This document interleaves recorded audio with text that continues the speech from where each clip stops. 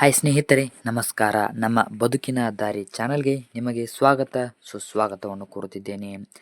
ನಾವು ಇವತ್ತು ಈ ವಿಡಿಯೋದಲ್ಲಿ ಕೈಲಾಸ ಪರ್ವತದ ಮಹಿಮೆಯನ್ನು ನೋಡೋಣ ಮತ್ತು ಅಲ್ಲಿ ನಡೆಯುವ ಅದ್ಭುತಗಳ ಬಗ್ಗೆ ತಿಳಿಯೋಣ. ಕೈಲಾಸ ಪರ್ವತವು ಅದರ ಮಹಿಮೆಗಳ ಬಗ್ಗೆ ನಿಮಗೆ ತಿಳಿದಿರಬಹುದು. ಅಲ್ಲಿಯ ಮಹಿಮೆ ಪವಾಡಗಳನ್ನು ನಾವು ಈಗ ನೋಡೋಣ. ಹಾಗಾದರೆ ಇದನ್ನು ನಾವು ಹೇಳುತ್ತಿಲ್ಲ, ಇದನ್ನು ಪಾಶ್ಚಿಮಾತ್ಯ ಸಂಶೋಧಕರು ಹೇಳಿದ್ದಾರೆ. ಈ ಕೈಲಾಸ ಪರ್ವತದ ಮೇಲೆ ಅನೇಕ ಸಂಶೋಧನೆಗಳನ್ನು ನಡೆಸಿ ಈ ಪರ್ವತ ವಿಸ್ಮಯಕಾರಿ ಅಂಶಗಳನ್ನು ಜಗತ್ತಿನ ಮುಂದೆ ಹೇಳುತ್ತಿದ್ದಾರೆ.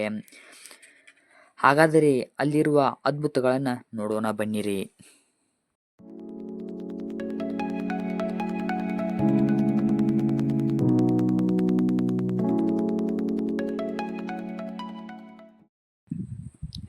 ಮೌಂಟ್ ಕೈಲಾಸ್, ಮೌಂಟ್ ಮೇರು, ಸುಮೇರು, ಕೈಲಾಸ ಪರ್ವತ ನಾನಾ ಹೆಸರಿನಿಂದ ಕರೆಸಿಕೊಳ್ಳುವ ಈ ಪರ್ವತವು ಹಿಮಾಲಯ ಪರ್ವತ ಶ್ರೇಣಿಯಲ್ಲಿದೆ. ಈ ಪರ್ವತವು ಭೂಮಿಯ ಮಧ್ಯದಲ್ಲಿದೆ ಎಂದು ಸಂಶೋಧಕರು ಕಂಡುಹಿಡಿದಿದ್ದರು. ನಿಜ. ಆದ ಕಾರಣ ಇದನ್ನು ಆಕ್ಸಿಸ್ ಮುಂಡಿ ಎಂದು ಕರೆಯಲಾಗುವುದು. ಈ ಪರ್ವತ ಭೂಮಧ್ಯದಲ್ಲಿ ಇರುವುದರಿಂದ ಸ್ವರ್ಗಕ್ಕೂ ಮತ್ತೆ ಭೂಮಿಗೆ ಇರುವ ಸೇತುವೆ ಎಂದು ಹೇಳಬಹುದು. ಅಷ್ಟೇ ಅಲ್ಲ, ಈ ಪರ್ವತ ಭೂಮಧ್ಯ ರೇಖೆಯಲ್ಲಿ ಇರುವುದು ಸಾಕಷ್ಟು ಅಧ್ಯಯನಗಳಿಂದ ದೃಢಪಡಿಸಿಕೊಳ್ಳಲಾಗಿದೆ. ಈ ಕೈಲಾಸ ಇರುವ ಪ್ರದೇಶದಿಂದ 6,666 ಕಿಲೋಮೀಟರ್ ದೂರದಲ್ಲಿ ಬ್ರಿಟನ್ನಲ್ಲಿ ಇರುವ ವಿಸ್ಮಯಕಾರಿ ಸ್ಟೋನ್ ಹೆಂಜ್ ಪ್ರದೇಶವಿದೆ. ಅಲ್ಲಿಂದ ಸರಿಯಾಗಿ 6,666 ಕಿಲೋಮೀಟರ್ಗಳಲ್ಲಿ ನಾರ್ತ್ ಪೋಲ್ ಸಿಗುತ್ತದೆ. ಇದನ್ನು ಸೌತ್ ಪೋಲ್ ಈ ಪರ್ವತದಿಂದ 13,332 ಕಿಲೋಮೀಟರ್ ದೂರದಲ್ಲಿದೆ. ಇದನ್ನೆಲ್ಲ ನೋಡಿದಾಗ ಈ ಪರ್ವತ ಭೂಮಧ್ಯ ಭಾಗದಲ್ಲಿರುವುದು ಖಚಿತವಾಗುತ್ತದೆ. ನಿಮಗೆ ಹೇಳಿದರೆ ಆಶ್ಚರ್ಯವಾಗಬಹುದು. ಕೈಲಾಸ ಪರ್ವತ ಮತ್ತು ಮೇರು ಪರ್ವತದ ಬಗ್ಗೆ ರಾಮಾಯಣ, ಮಹಾಭಾರತದಲ್ಲಿಯೂ ಕೂಡ ಉಲ್ಲೇಖವಾಗಿದೆ. ಇದರೆಲ್ಲರ ಮಿಗಿಲಾಗಿ ಸುಮಾರು 2,500 ವರ್ಷಗಳ ಹಿಂದೆ ರಚಿಸಲ್ಪಟ್ಟ ಗ್ರಂಥ ಅಂತ್ಯ ಪಾಶ್ಚಿಮಾತ್ಯದಿಂದಲೇ ಹೇಳಲ್ಪಟ್ಟಿದೆ. 14,000 ವರ್ಷಗಳ ಹಿಂದಿನ ಗ್ರಂಥ ಎಂದು ಭಾರತೀಯರು ನಂಬುವ ಸೂರ್ಯ ಸಿದ್ಧಾಂತ ಎಂಬ ಖಗೋಳ ವಿಜ್ಞಾನ ಗ್ರಂಥದಲ್ಲಿ ಉಲ್ಲೇಖವಿದೆ. ಅದರಲ್ಲಿ ಪರ್ವತದ ಊಹೆ ಅಷ್ಟೇ ಅಲ್ಲ, ಇದು ಭೂಮಧ್ಯ ಭಾಗದಲ್ಲಿದೆ. ಆ ಗ್ರಂಥವೊಂದರ ಶ್ಲೋಕದಲ್ಲಿ ಸ್ಪಷ್ಟವಾಗಿ ಹೇಳಿದ್ದಾರೆ. ಆ ಶ್ಲೋಕದಲ್ಲೇನಿದೆ ಅಂದರೆ, ವಿವಿಧ ರತ್ನ ಹಾಗೂ ಚಿನ್ನದಿಂದ ಕೂಡಿದ ಮೇರು ಪರ್ವತ ಜಂಬೂದ್ವೀಪದಲ್ಲಿ ಭೂಗೋಳದ ಮಧ್ಯ ಭಾಗದಲ್ಲಿದೆ ಅಂತ ಅರ್ಥ. ಸಾವಿರಾರು ವರ್ಷಗಳ ಹಿಂದೆನೇ ಮೇರು ಪರ್ವತವಿರುವ ಸ್ಥಳ ಇಡೀ ಭೂಮಂಡಲದ ಮಧ್ಯದಲ್ಲಿದೆ ಅಂತ ನಮ್ಮ ಭಾರತೀಯ ಋಷಿಗಳು ಹೇಳಿದ್ರಂದ್ರೆ ಅವರ ಜ್ಞಾನದ ಸರಿಸಾಟಿಯಾದದ್ದು ಬೇರೆ ಏನಾದರೂ ಇರೋದಕ್ಕೆ ಸಾಧ್ಯನೇ ಇಲ್ಲ. ಇನ್ನು ಈ ಪರ್ವತ 21,778 ಅಡಿ ಎತ್ತರ ಇದೆ ಎಂದು ಹೇಳಲಾಗುತ್ತದೆ. ಮೌಂಟ್ ಎವರೆಸ್ಟ್ಗಿಂತಲೂ 7,000 ಅಡಿಗಳ ಕಡಿಮೆ ಎತ್ತರದಲ್ಲಿದೆ ನಮ್ಮ ಕೈಲಾಸ ಪರ್ವತವು.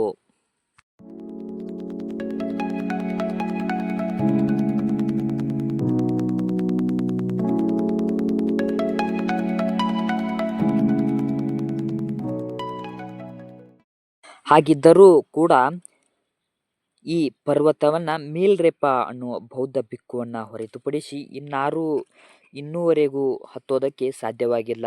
ಈ ಮಿಲ್ರೆಪ್ಪ ಬಗ್ಗೆ ಇನ್ನೂ ಕೆಲವಷ್ಟು ಭಿನ್ನಾಭಿಪ್ರಾಯಗಳಿವೆ. ಅವರು ಪರ್ವತ ಏರಿದರೆ ಆದರೆ ಹಿಂದಿರುಗಿ ಬಾರದೆ ದೈವದತ್ತವನ್ನು ಪಡೆದುಕೊಂಡರು ಅನ್ನೋ ವಾದ ಕೂಡ ಇದೆ.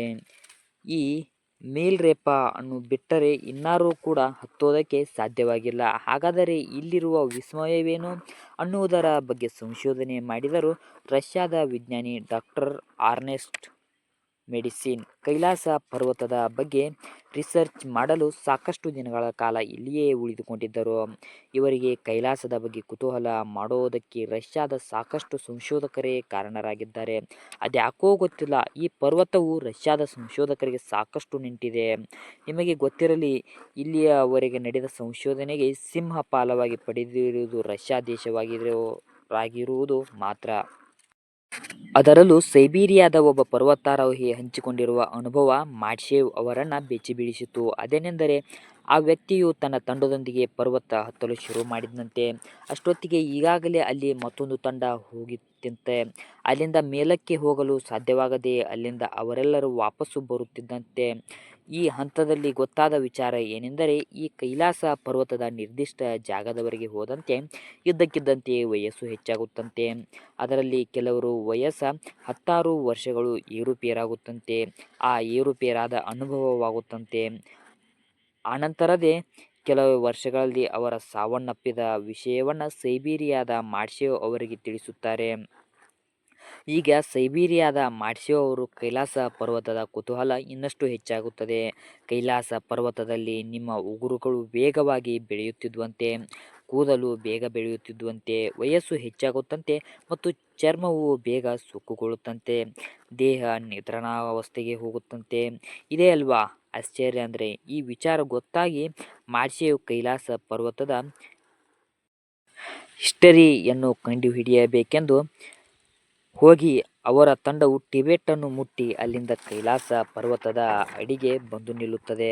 ಆ ತಂಡಕ್ಕೆ ಅದ್ಭುತ ಕಾಣಿಸಿಕೊಳ್ಳುತ್ತದೆಯಂತೆ. ಹೀಗಾಗಿ ಆ ತಂಡ ಇಡೀ ಜಗತ್ತು ನಿಬ್ಬೆರಗಾಗಿಸುವ ವಿಷಯವನ್ನು ಹೊರಗಿಡಲು ಸಾಧ್ಯವಾಯಿತಂತೆ.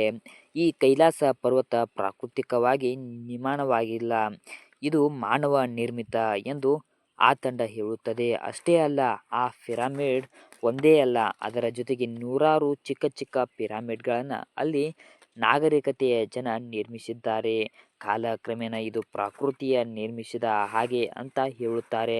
ಇಲ್ಲಿನ ಜನ ಆಗ ಸಾಕಷ್ಟು ಶಕ್ತಿಯ ಪಡೆದುಕೊಳ್ತಿದ್ರಂತೆ. ಈ ಪರ್ವತದ ಸುತ್ತಮುತ್ತ ರೇಡಿಯೇಷನ್ ಇದೆಯೆಂದೇ ಪತ್ತೆ ಹಚ್ಚುತ್ತಾರೆ.